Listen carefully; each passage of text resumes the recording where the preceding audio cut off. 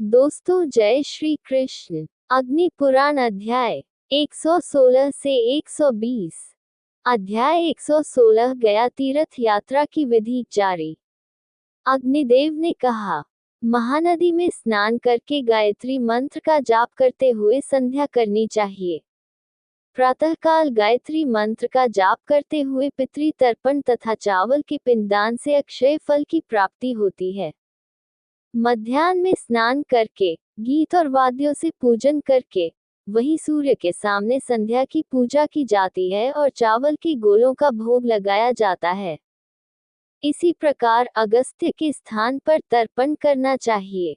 जो व्यक्ति योनि द्वार पहाड़ की दरार में प्रवेश करके बाहर आ जाता है, वह पुनः योनि में प्रवेश नहीं करता तथा जन्म मरण के चक्र से मुक्त हो जाता है।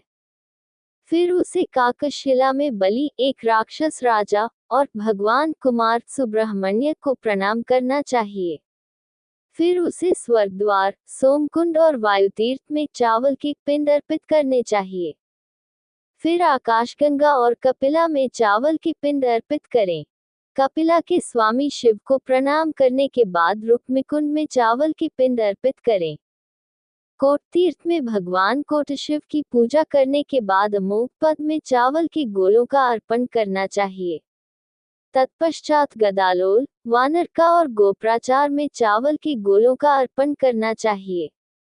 जो मनुष्य गौ पूजन के पश्चात पितृ तर्पण करता है तथा वैतरणी नदी में चावल के पिंड दान करता है, वह 21 पीढ़ियों का उद्धार करता है। तत्पश्चात क्रौंचपाद में चावल के पिंड दान करना चाहिए। तीसरे दिन विशाला और निश्चिरा में चावल की पिंडियां अर्पित करनी चाहिए। जो ऋण मोक्ष और पाप मोक्ष में स्नान करता है तथा भस्म कुंड की भस्म से स्नान करता है, वह पाप से मुक्त हो जाता है। फिर भगवान जनार्दन की पूजा करनी चाहिए, इस प्रकार कहते हुए कि मैंने ये पिंड चावल की पिंडी आपके हाथ पर रख दी है। हे जनार्दन, जब मैं मर जाऊं तब ये बिना क्षय के रहे। स्वयं भगवान जनार्दन पितरों के रूप में गया में रहते हैं। उन कमल नेत्र भगवान की पूजा करने से मनुष्य 3 ऋणों से मुक्त हो जाता है। मार्कंडेयेश्वर की पूजा करने के बाद गृध्रेश्वर की पूजा करनी चाहिए। फिर मूल क्षेत्र में धारा में भगवान महेश को चावल के गोलों का भोग लगाना चाहिए। गृध्रकूट, गृध्रवट और धौतपाद में चावल के गोलों का भोग लगाना चाहिए। तीर्थयात्री को पुष्करिणी, कर्दमला और रामतीर्थ पर चावल के पिंड अर्पित करने चाहिए। भगवान प्रभासेश को नमस्कार करना चाहिए और प्रेतशिला में पिंड चावल के पिंड अर्पित करने चाहिए। इन अवसरों पर निम्नलिखित शब्दों का उच्चारण करना चाहिए। सभी मेरे पूर्वज और रिश्तेदार जो अभी भी स्वर्ग, आकाश या पृथ्वी पर प्रेत मृत लोग अभी भी आत्मा की स्थिति में हैं, के रूप में हैं, वे मेरे पिंडदान से उस स्थिति से मुक्त हो जाएं। जो व्यक्ति इन 3 स्थानों पर पिंडदान करता है, प्रेतशिला, पवित्र गयाशिर और प्रभास स्थित प्रेतकुंड, वह अपने परिवार को मुक्ति दिलाता है। यात्री को भगवान वशिष्ठेश को प्रणाम करना चाहिए और उनके सामने पिंड अर्पित करना चाहिए। फिर उसे गायन भी, सुषुम्ना और महाकोटि में पिंड अर्पित करना चाहिए। पिंड को भगवान गदाधर के सामने, मुंडपृष्ठ पर तथा देवी की उपस्थिति में अर्पित करना चाहिए। सबसे पहले मुंडपृष्ठ तथा संरक्षक देवताओं की पूजा करनी चाहिए। ऐसी पूजा करने से मनुष्य को भय नहीं रहेगा तथा रोग और विष का प्रभाव नष्ट हो जाएगा। जो व्यक्ति ब्रह्मा की पूजा करता है, वह अपने परिवार को ब्रह्मलोक में ले जाता है। जो व्यक्ति सुभद्रा भगवान कृष्ण की बहन, बलभद्र भगवान कृष्ण के भाई और पुरुषोत्तम, यहाँ भगवान कृष्ण का उल्लेख है, की पूजा करता है, उसकी सभी इच्छाएं पूरी होती हैं, उसका परिवार उन्नत होता है और उसे स्वर्ग की प्राप्ति होती है। भगवान ऋषिकेश को नमस्कार करके उनके समक्ष पिंडदान करना चाहिए। भगवान माधव की पूजा करने से मनुष्य देवताओं द्वारा सम्मानित हो जाता है। जो मनुष्य महालक्ष्मी, गौरी, मंगला और सरस्वती की पूजा करता है, उसके पितरों को मुक्ति मिलती है वह स्वर्ग में सभी सुखों का आनंद लेता है और अगले जन्म में विद्वान बनता है। जो व्यक्ति 12 आदित्यों, सूर्यों, अग्निदेव, रेवंत और इंद्र की पूजा करता है, वह रोग आदि से मुक्त होकर स्वर्ग को प्राप्त करता है। जो व्यक्ति कपर्दी, विनायक और भगवान कार्तिकेय, सुब्रह्मण्य ने 6 कृतिकाओं का पोषण किया की पूजा करता है, उसकी इच्छा बिना किसी बाधा के पूरी हो जाती है। 8 रहस्यमय लिंगों सोमनाथ, कालेश, केदार, प्रपितामह, सिद्धेश्वर, रुद्रेश, रामेश और ब्रह्मकेश्वर की पूजा करने से सब कुछ प्राप्त होता है। भगवान नारायण, वराह और नरसिंह की पूजा करने से समृद्धि प्राप्त होती है।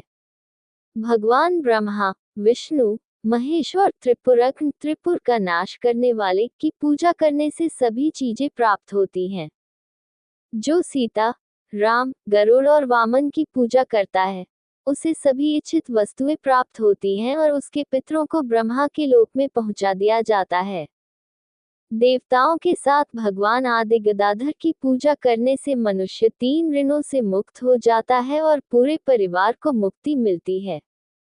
ये पत्थर देवताओं का रूप है, इसलिए पुण्यदायी है। गया में ऐसा कोई स्थान नहीं है जहाँ कोई पवित्र स्थान न हो। जिस व्यक्ति के नाम से पिंडदान किया जाता है, वह सदा के लिए ब्रह्मा के लोक में चला जाता है। फल्गुश, फल्गुचंडी और अंगारकेश्वर को प्रणाम करके मातंग और भरताश्रम में पितृ तर्पण करना चाहिए। इसी प्रकार हस्तीर्थ, कोटतीर्थ और पांडुशिला में भी भोजन करना चाहिए। वहां अग्निधारा और मधुश्रवा में पिंडदान करना चाहिए। धेनुका वन में पिंडदान करना चाहिए और धेनुपद में गाय की पूजा करनी चाहिए। जो मनुष्य सरस्वती नदी में पिंडदान करता है, वह सभी पितरों को मोक्ष प्रदान करता है। संध्या काल में पूजा करने के बाद सरस्वती को नमस्कार करना चाहिए। वेद और वेदांग में पारंगत ब्राह्मणों को संध्या काल की तीनों पूजाएं करनी चाहिए। गया की परिक्रमा करने और ब्राह्मणों को पूजा करने के बाद दिया गया भोजन या अन्य वस्तु अविनाशी हो जाती है। भगवान आदि गदाधर की स्तुति करनी चाहिए तथा उनसे इस प्रकार प्रार्थना करनी चाहिए, मैं योग के प्रदाता, गया के निवासी भगवान गदाधर की स्तुति करता हूँ, जो धर्म, अर्थ, काम और मोक्ष के लिए पितरों का उद्धार करते हैं। मैं उन सच्चे ब्रह्म को नमस्कार करता हूँ, जो शरीर, इंद्रियां, मन, बुद्धि, प्राण और अहंकार से रहित हैं, जो सदैव शुद्ध है तथा जो बुद्धि से संपन्न है। मैं उन भगवान को सदैव नमस्कार करता हूँ, जो आनंद स्वरूप हैं, जिनका कोई दूसरा रूप नहीं है, जिनकी पूजा देवता और राक्षस करते हैं, तथा जो देवताओं और देवियों से घिरे हुए हैं। कली काल की पाप प्रवृत्तियों का नाश करने वाले, जंगली फूलों की माला धारण करने वाले, संपूर्ण लोकों के रक्षक, कुल के उद्धार में तत्पर, व्यक्त अव्यक्त में विभक्त भगवान को मैं नमस्कार करता हूँ। भयंकर पापों के नाश करने वाले तथा स्थायी तत्व के रूप में स्थित भगवान की मैं पूजा करता हूँ। हे प्रभु गदाधर, मैं पितृ तर्पण करने के लिए गया में आया हूँ। आप आज यहाँ मेरे साक्षी बने। मुझे 3 प्रकार के ऋणों से मुक्त करें। ब्रह्मा, ईशान आदि देवता मेरे साक्षी बने। मैं गया में आया हूँ और मैंने अपने पूर्वजों का उद्धार किया है। जो कोई पितृ तर्पण करते समय गया के महात्म्य को पढ़ता है, वह ब्रह्मा के लोक को प्राप्त होता है। पितरों के लिए किया गया श्राद्ध अविनाशी होता है और इससे ब्रह्मालोक की प्राप्ति होती है। अध्याय 117 पितृ संस्कार, श्राद्ध कल्प करने की विधि। अग्निदेव ने कहा, मैं कात्यायन ऋषियों द्वारा बताए गए श्राद्ध पितृत्युष्ठान का वर्णन करूंगा। गया में विशेष रूप से संक्रांति आदि में, अमावस्या के दिन या चतुर्थी के बाद के दिनों में श्राद्ध करना चाहिए। वहां पहुंचकर भिक्षुकों, पवित्र गृहस्थों, पूर्ण अध्ययन करने वाले विद्वान ब्राह्मणों, दोषरहित लोगों तथा मर्यादा का पालन करने वाले लोगों को श्राद्ध के लिए आमंत्रित करना चाहिए। श्वेत कोढ़ या कुष्ठ रोग से पीड़ित व्यक्तियों को आमंत्रित नहीं करना चाहिए। इसी प्रकार बिना बुलाए आए लोगों का भी सत्कार नहीं करना चाहिए। उन्हें स्नान करके, शुद्ध होकर, संयमी होकर कार्य करना चाहिए। उन्हें दिव्य कार्य करते समय पूर्व दिशा की ओर मुख करना चाहिए। तीनों पूर्वजों पिता, दादा और परदादा का अलग अलग स्मरण करना चाहिए। इसी प्रकार मातृपक्ष के पूर्वजों, जिनके लिए तर्पण करने का अधिकार है, का भी स्मरण करना चाहिए। श्राद्धकर्ता को उस दिन संयम का पालन करना चाहिए। उसे नम्र, शांत, उतावला न होने वाला, सत्यनिष्ठ और नशे में न रहने वाला होना चाहिए। उसे बाहर नहीं निकलना चाहिए। उसे शास्त्र नहीं पढ़ना चाहिए और मौन रहना चाहिए। बैठने वालों में से मुख्य व्यक्ति से विनम्रता पूर्वक पूछताछ करनी चाहिए। पितरों के लिए सम संख्या में दरभा फैलाना चाहिए। उचित देवता का आह्वान करना चाहिए। व्यक्ति को पूछना चाहिए, क्या मैं विश्वदेवों का आह्वान करूं? उसे उत्तर देना चाहिए, आप आह्वान करें। विश्वदेवों का आह्वान करने के बाद और जौ फैलाने के बाद व्यक्ति को निम्नलिखित दोहराना चाहिए। हे विश्वदेवों, तुम ये सुनो, मैं पितरों का आह्वान करता हूँ।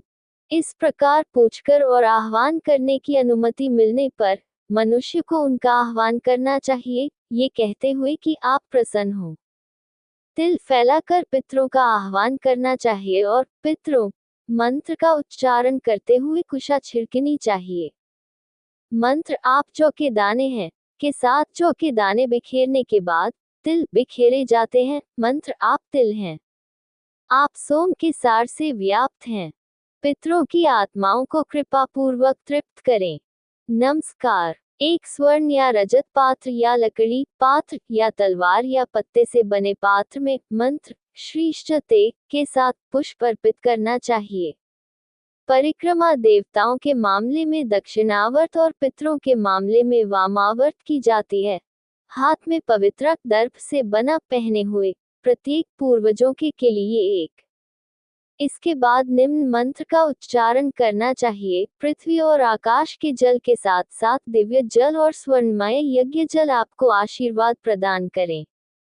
इसके बाद विश्वदेवों को आदरपूर्वक अर्पण किया जाना चाहिए और इस मंत्र का प्रयोग करना चाहिए, हे विश्वदेवों, यह आप में से प्रत्येक के लिए अर्पण है। इसी प्रकार पितरों को अर्पण करते हुए कहना चाहिए, हे पितरों, यह आपके लिए अर्पण है। इसी प्रकार पितामहों को नमस्कार मंत्र के साथ हवन करना चाहिए। आप मेरे पूर्वजों के स्थान हैं। मंत्र का उच्चारण करते हुए हवन पात्र को नीचे उतारा जाता है। तत्पश्चात पितृ तर्पण करने वाले द्वारा सुगंधित द्रव्य, पुष्प, धूप बत्ती, दीप, शाल और घी सहित भोजन ऊपर उठाया जाना चाहिए। तत्पश्चात ब्राह्मणों से पूछना चाहिए, क्या मैं इन्हें यज्ञ में अर्पित करूं? ब्राह्मणों की आज्ञा पाकर अग्नि रखने वालों को उन वस्तुओं को अग्नि में तथा अग्नि न रखने वालों को पितरों के हाथ में निम्न मंत्र का उच्चारण करते हुए तथा अंगुली में पवित्र दर्प से बनी वस्तु धारण करके अर्पित करना चाहिए। पहली आहुति इस मंत्र के साथ दी जाती है। आहुति देने वाले अग्निदेव को नमस्कार। इसके बाद के मंत्र सोम, पितरों, मृत्यु के देवता और अंगिरस को दिए जाते हैं। आहुति के बचे हुए भाग को अन्न पात्र में एकत्रित करना चाहिए। हे अमृत, ये पृथ्वी तुम्हारा पात्र है, आकाश आवरण है, ब्राह्मण तुम्हारा मुख है। मैं उस अमृतयुक्त मुख में आहुति डाल रहा हूँ। हे विष्णु, मंत्र का उच्चारण करके ब्राह्मण का अंगूठा अन्न पात्र में रखा जाता है। तिलों को हटाओ, मंत्र से बिखेरना चाहिए तथा भोजन देना चाहिए। प्रसन्न हो कहकर गायत्री आदि मंत्रों का उच्चारण करना चाहिए। देवताओं, पितरों, महायोगियों, स्वधा और स्वाहा को सदैव नमस्कार है। जब ये जान लिया जाए कि वे तृप्त हो गए हैं, तब भोजन परोस देना चाहिए और प्रत्येक को जल देना चाहिए। फिर पहले की भांति गायत्री मंत्र का जप करके मधु मधु मंत्र का जप करना चाहिए। उनसे पूछना चाहिए, क्या आप सभी तृप्त हैं? वे कहें, हम तृप्त हैं। उनकी आज्ञा पाकर बचे हुए भोजन को एकत्र करना चाहिए तथा भोजन करने के स्थान के किनारे जल छिड़कना चाहिए। आचमन करने के पश्चात कुशा पर 3 पिंड रखना चाहिए। मुख धोने के बाद जल, पुष्प और अक्षत अर्पण करना चाहिए। दिया गया जल इतना होना चाहिए कि वह कम न हो। फिर पितरों से इस प्रकार प्रार्थना करनी चाहिए। पितर कृपालु हों, हमारी संतान सदैव समृद्ध हो, दान करने वाले सद्गुणी हों, वेद और संतान भी समृद्ध हों, हमारी तत्परता कभी नष्ट न हो, हमारे पास देने के लिए बहुत कुछ हो, हमारा भोजन प्रचुर हो, हमें पर्याप्त अतिथि मिले, भिक्षा मांगने वाले पर्याप्त हों, हम किसी से भिक्षा न मांगे।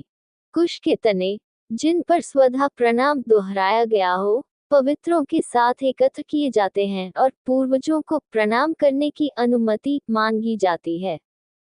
अनुमति मिलने के बाद निम्नलिखित मंत्र का पाठ करना चाहिए। पितरों, पिता के भाइयों और चचेरे भाई सहित दादा और परदादाओं को प्रणाम। प्रणाम इस प्रकार जप करते समय उठे हुए बर्तन से जल छिड़कना चाहिए तथा अपनी क्षमता के अनुसार शुल्क देना चाहिए। देवताओं तथा पितरों से संबंधित अनुष्ठानों में कहना चाहिए, विश्वदेव प्रसन्न हो। उन्हें वाज मंत्र के साथ विदा करना चाहिए। फिर ब्राह्मणों के साथ आमावजस्य मंत्र का जप करते हुए उनकी परिक्रमा करनी चाहिए तथा घर में प्रवेश करना चाहिए। ऐसा प्रत्येक माह की अमावस्या को करना चाहिए।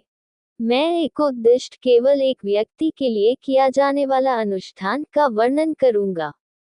श्राद्ध कर्म पहले की तरह ही किया जाता है। एक पवित्र अर्घ और एक पिंड अर्पित किया जाता है। इस संस्कार में न तो आह्वान किया जाता है और न ही अग्नि में आहुति डाली जाती है। इसमें विश्वदेवों को आमंत्रित नहीं किया जाता। तृप्ति के विषय में पूछे जाने पर ब्राह्मण को कहना चाहिए, इसका आनंद लिया जाए। उन्हें बैठने के लिए कहना चाहिए और आहुति से प्रसन्न होना चाहिए। उन्हें कहना चाहिए, हम प्रसन्न हैं। शेष अनुष्ठान का भाग पहले की तरह करना चाहिए। मैं सपिंडीकरण मृत्यु के 12वें दिन या वर्ष के अंत में किया जाने वाला एक संस्कार का वर्णन करूंगा। ये वर्ष के अंत में या बीच में किया जाता है। 3 पात्र पितरों के लिए और 1 पात्र मृतक के लिए रखना चाहिए। चारों पात्रों में तिल, पुष्प तथा पवित्रा रखना चाहिए। उन्हें सुगंधित जल से भरकर मृतक के पात्र पर ये समाना मंत्र से छिड़काव करना चाहिए। पिंडदान पहले की तरह करना चाहिए। इस संस्कार से मृतक की आत्मा पितरों के पद को प्राप्त करती है। मैं समृद्धि प्रदान करने वाले श्राद्ध कर्म का वर्णन करूंगा। सब कुछ पहले की तरह ही किया जाता है। पिता के मंत्र को छोड़कर शेष मंत्रों का जाप करना चाहिए और पूर्वाहन में परिक्रमा करनी चाहिए। इस कर्म में तिल के स्थान पर उत्तम कुशा और जौ की आवश्यकता होती है। तृप्ति के बारे में प्रश्न है कि क्या यह अच्छी तरह किया गया है? ब्राह्मण को कहना चाहिए, बहुत अच्छा किया गया है। पिंडों में दही, टूटे हुए चावल और बेर होने चाहिए।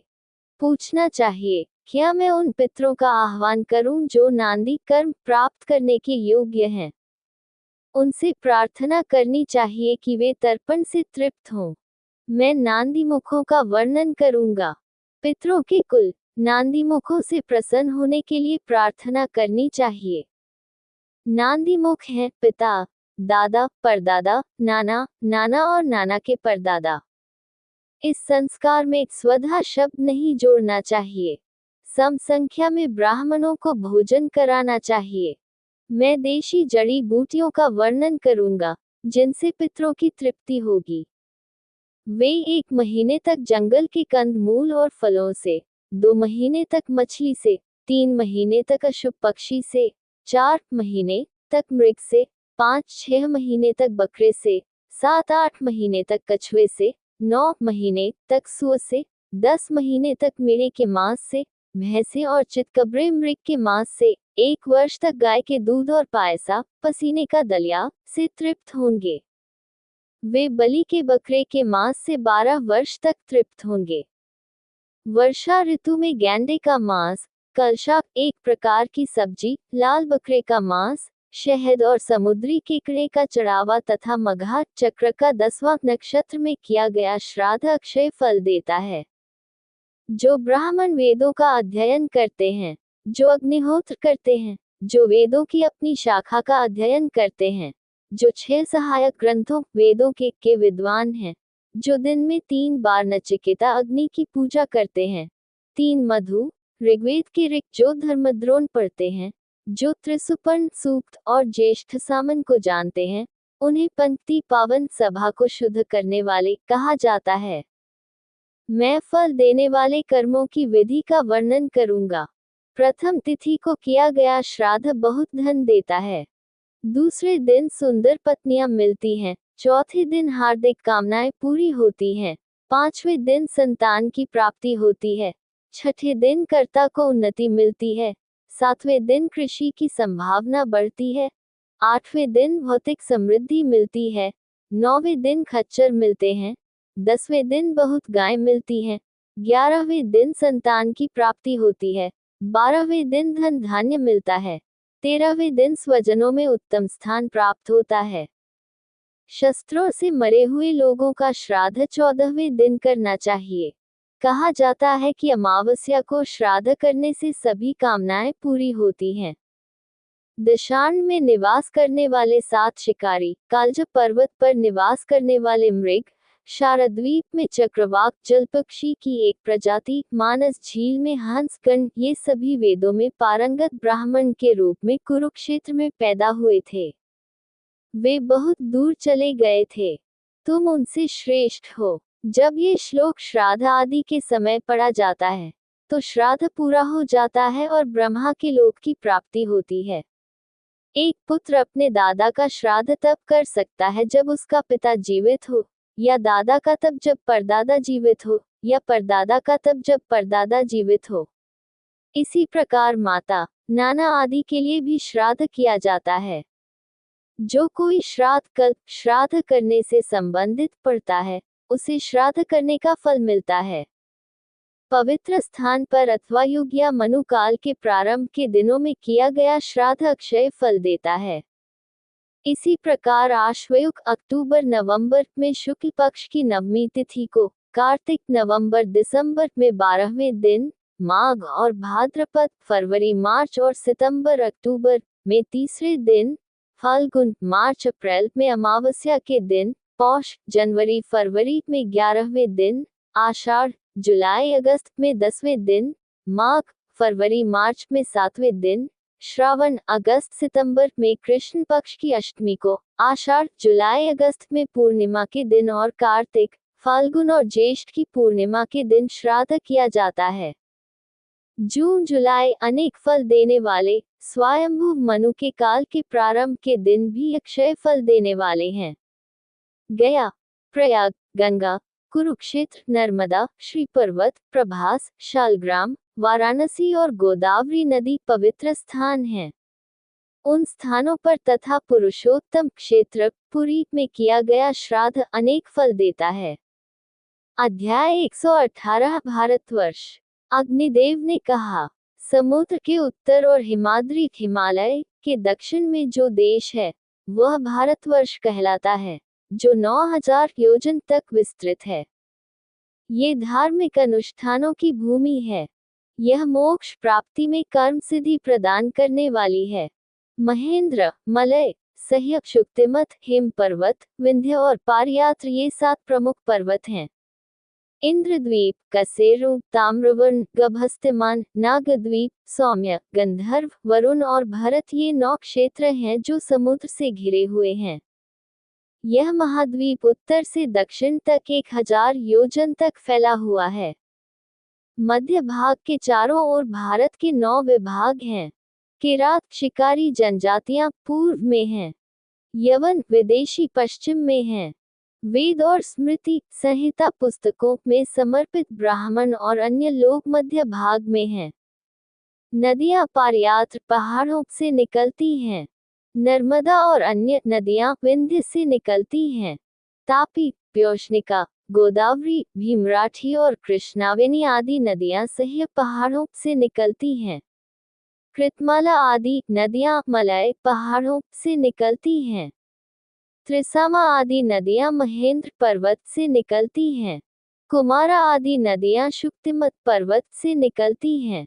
चंद्रभागा नदी हिमालय पर्वत से निकलती है। कुरु, पांचाल और मध्य देश पश्चिमी भाग में स्थित हैं। अध्याय 119 विभिन्न महाद्वीपों महाद्वीप का वर्णन। अग्निदेव ने कहा, जम्बूद्वीप 1,00,000 योजन तक फैला हुआ है। यह 1,00,000 योजन के क्षीरोत महासागर से घिरा हुआ है। प्लक्षद्वीप क्षार सागर से घिरा हुआ है। मेधातिथि के 7 पुत्र प्लक्षद्वीप के शासक हैं। वे शांता, भय, शिशिरा, सुरखोदय, आनंद, शिव, क्षेम और ध्रुव हैं, जिनके नाम पर देशों का नाम रखा गया है। गोमेद, चंद्र, नारद, दुंदुभि, सोमक, सुमन और वैभराज ये सीमा पर्वत हैं। इनके निवासी अच्छे हैं। यहाँ 7 प्रमुख नदियां हैं। प्लक्ष से लेकर शक तक के निवासी 5,000 वर्ष तक जीवित रहते हैं और वे जाति और जीवन के चरणों की संस्थाओं का पालन करते हुए धार्मिक जीवन शैली का पालन करते हैं। आर्य, कुरु, विविंश और भाव इन क्रमशः यहाँ के ब्राह्मण और अन्य क्षत्रिय, वैश्य और शूद्र हैं। वे सोम चंद्रमा की पूजा करते हैं। इसका विस्तार 2,00,000 योजन है और ये बराबर मात्रा में इक्षुरस सागर से घिरा हुआ है। शालमल द्वीप उससे दुगुना है। वपुष्मत के 7 पुत्र शालमल के शासक थे। श्वेत, हरित, जीमूत, लोहिता, वैद्युत, मानस और सुप्रभा उनके नाम हैं और देश उनके नामों से जाने जाते थे। ये दोगुना बड़ा महाद्वीप बराबर मात्रा में सुरोदा महासागर से घिरा हुआ है। 7 सीमा पर्वत कुमुद, अनल, बलाहक, द्रोण, कंक, महिष और ककुदमत हैं। ब्राह्मण और अन्य 3 जातियां कपिल, अरुण, पिता और कृष्ण क्रमशः हैं। वे भगवान की पूजा वायु पवन देवता के रूप में करते हैं। ये सुरोदा से घिरा हुआ है। ज्योतिषमत के उद्भिद, धेनुमत, द्वैत, लंबान, धैर्य, कपिल और प्रभाकर पुत्र कुश द्वीप के शासक थे। दधिमुख्य और अन्य ब्राह्मण और अन्य हैं। वे ब्रह्मा के रूप में भगवान की पूजा करते हैं। विद्रमा, हेमशल, द्युतिमत, पुष्पवत, कुशेश, हरिशल और मंदार ये सीमा पर्वत हैं। ये घृतोत सागर और क्रौंच द्वीप से घिरा हुआ है। द्युतिमत के पुत्र क्रौंच के शासक थे और उनके द्वारा शासित देशों के नाम उनके नाम पर रखे गए। वे 7 हैं, कुशल, मनोनुक, उष्ण, प्रधान, अंधकारक, मुनि और दिंडभी। यहाँ के 7 पर्वतों के नाम हैं क्रौंच, वामन, अंधकारक, देवावृत, पुंडरीक और दिंडभी। इनमें से प्रत्येक दूसरे से दुगुना बड़ा है। संबंधित महाद्वीपों में पर्वत भी अन्य महाद्वीपों के पर्वतों से दुगुने हैं। ब्राह्मण और अन्य 3 जातियां पुष्कर, पुष्कल, धन्य और तिष्य हैं और वे हरि की पूजा करते हैं। क्रौंच द्वीप दधिमंडोदक सागर और शाकद्वीप से घिरा हुआ है। हव्य के पुत्र और शाकद्वीप के शासक जलद, कुमार, सुकुमार, मन्यवक, कुशोत्तर, मोदकी और द्रुमा थे। देश अपने नामों से जाने जाते थे। उदय, जलधर, रवत, श्याम, कोडरक, अंबिकीय और सुंदर केसरी 7 सीमा पर्वत हैं। ब्राह्मण और अन्य लोग मग, मगध, मानस और मंडाग हैं। वे सूर्य के रूप में भगवान की पूजा करते हैं। शाकद्वीप क्षीरब्धि से घिरा हुआ है। ये पुष्कर द्वीप से भी घिरा हुआ है। पुष्कर के शासक सवाना के 2 पुत्र थे, महावीत और धातकी। उन्होंने अपने नाम से जाने जाने वाले 2 देशों पर शासन किया। बीच में कंगन के आकार का मानस नामक एक सीमा पर्वत है। यह 1,000 योजन तक फैला हुआ है और समान ऊंचाई का है। यहाँ के लोग 10,000 साल तक जीवित रहते हैं। भगवान ब्रह्मा की पूजा यहाँ देवताओं द्वारा की जाती है। यह महाद्वीप समान माप के स्वादुदक महासागर से घिरा हुआ है। समुद्र का जल न घटता है, न बढ़ता है। हे मुनि, चंद्रोदय और अस्त के समय तथा कृष्ण पक्ष और कृष्ण पक्ष में समुद्र का जल 510 अंगुल 1 अंगुल के बराबर बढ़ जाता है या घट जाता है। स्वादुदक बहुत से गुणों से युक्त है। वह भूमि सुवर्णमय है और उसमें कोई प्राणी नहीं है। लोकालोक नामक शिखर 1,00,000 योजन तक फैला हुआ है। वह अंडाकार ब्रह्मांड के पान के रूप में अंधकार से घिरा हुआ है। इस अंडाकार ब्रह्मांड पान से युक्त ये भूमि 50 करोड़ तक फैली हुई है। अध्याय 120 ब्रह्मांड का विस्तार भुवन कोश। अग्निदेव ने कहा, पृथ्वी का विस्तार 70,000 योजन माना जाता है। इसकी ऊंचाई 10,000 है। अधोलोक 1,000 तक फैले हुए हैं।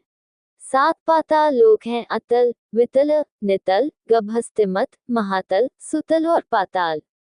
राक्षस उन रमणीय भूमियों में निवास करते हैं जो क्रमशः काले, पीले, लाल, सफेद, पथरीले और सुनहरे रंग की हैं।